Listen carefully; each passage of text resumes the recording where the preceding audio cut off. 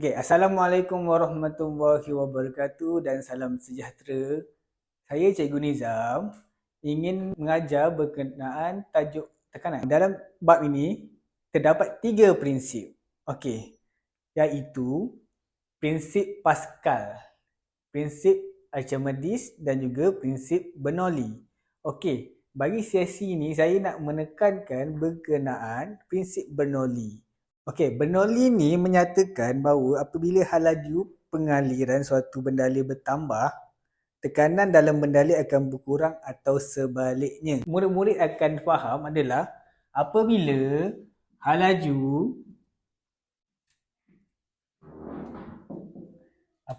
laju bertambah, tekanan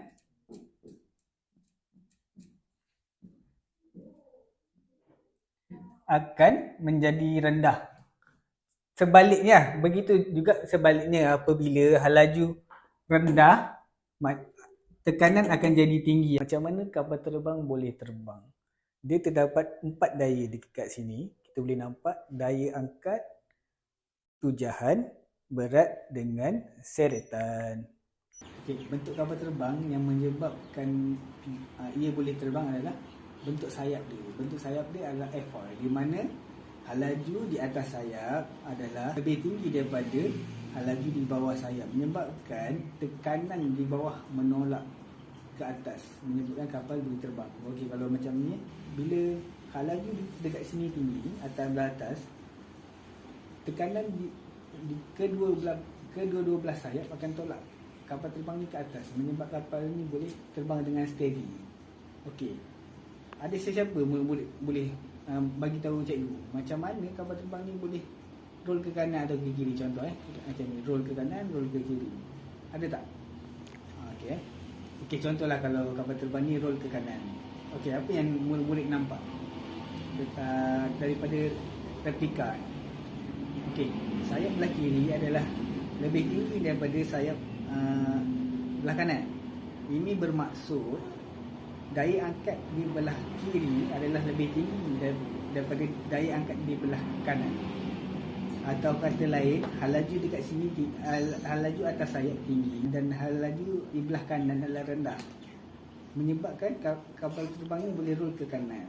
Okey, macam mana kapal terbang ni boleh menyebabkan ada perbezaan hal laju atas bawah? Ia terdapat komponen dalam dekat kapal terbang ni yang dipanggil aileron, menyebabkan boleh membezakan hal laju di belah kanan dan belah kiri, menyebabkan kapal boleh terbang. Sama juga kalau macam bila kapal terbang nak mendarat, yang menyebabkan kapal hal laju dekat atas ni menjadi rendah adalah sebab ada bantuan daripada spoiler ataupun aileron.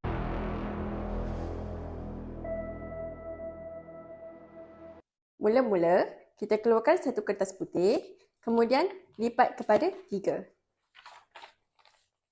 Seterusnya, kita tegakkan macam ni. Baiklah, selepas kita lipat, kita dirikan kertas macam ni. Jika dilihat, ini adalah keadaan sebelum terdapatnya perbezaan hal laju udara. Sekarang, saya akan cuba tiup kertas ini untuk melihat sama ada terdapat perbezaan hal laju udara yang akan terjadi. Okey, jika kita lihat, kertas ini ditekan rapat ke permukaan. Ini kerana terdapat perbezaan hal laju udara tinggi dan rendah di bawah kertas. Ini menyebabkan tekanan hal laju udara yang tinggi menolak kertas rapat ke permukaan.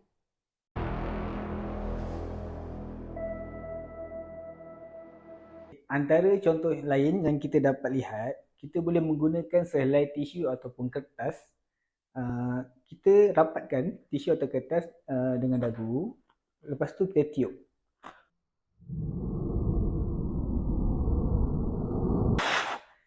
Okey, dengan itu kita dapat melihat hal laju di atas permukaan ni tinggi dan tekanan rendah, dan menyebabkan tekanan yang tinggi di bawah tisu menyebabkan ia tertolak ke atas. Siapa yang ada hair dryer kat rumah, kita boleh buat eksperimen ni. Okey, kita on hair dryer dan kita letak satu objek bulat Dekat sini kita boleh nampak objek ni terapung. Okey. Sekarang cikgu akan kuatkan speed. Jadi laju akan menjadi lebih tinggi. Bola ni dia tetap berada dekat posisi dia adalah sebab laju udara yang bergerak ni tinggi. Tekanan sekeliling udara yang tenang mempunyai tekanan yang tinggi, menyebabkan bola ni tidak tersasar ke tempat lain, berada di dalam tekanan udara yang bergerak.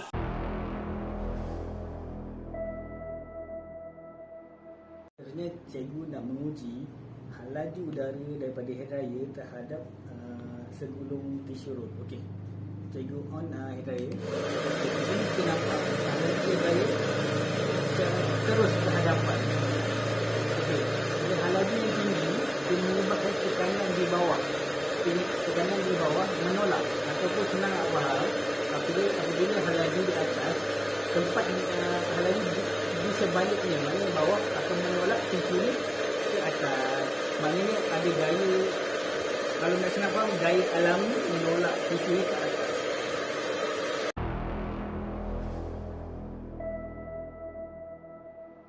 Seterusnya, untuk menguji daya angkat, kita boleh menggunakan replika yang telah kita buat tadi, masing-masing ikut kreativiti. Okey, untuk menguji ni kita baling, kita tengok apa yang akan terjadi dekat replika ni. Berdasarkan uji kaji replika yang telah dijalankan tadi, kita dapat melihat replika kapal terbang ni dia ke hadapan dan menaik. Itu menyebabkan kapal terbang boleh terbang. Dia ada prinsip dia adalah tekanan daya angkat di atas lebih tinggi daripada bawah. Bawah ni rendah dan atas tinggi, menyebabkan kapal terbang ni boleh terbang.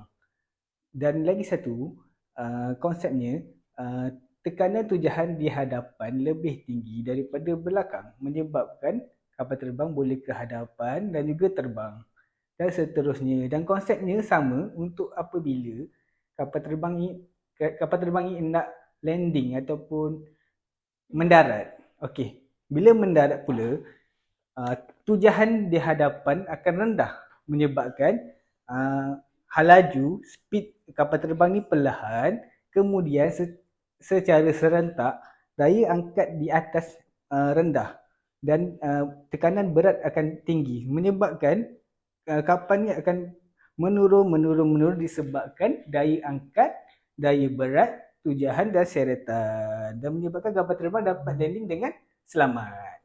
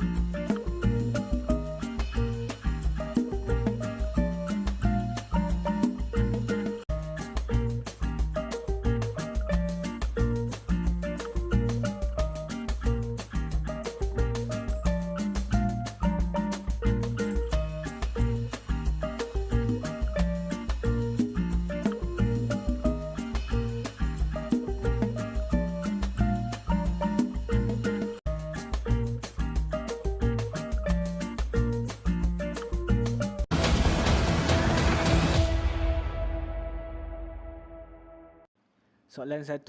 Apakah tindak balas apabila seseorang meniup pada dua belon yang disusun secara selari? Soalan 2. Apakah yang akan berlaku pada belon apabila kipas angin mini dihala ke atas dan diletakkan sebiji belon pada angin yang dihasilkan oleh kipas. Soalan 3. Apakah yang dihasilkan oleh spoiler pada sebuah kereta dan kesan pada kereta tersebut? Soalan 4. Adakah seseorang ditolak atau ditarik apabila kereta api pantas melalui mereka? Soalan 5. Bagaimana kapal terbang boleh mendarat? Okey, untuk ujian kendiri, pelajar didengaki membuat semula semua uji kaji yang telah dijalankan dalam kelas dan perlu dibentangkan pada minggu hadapan.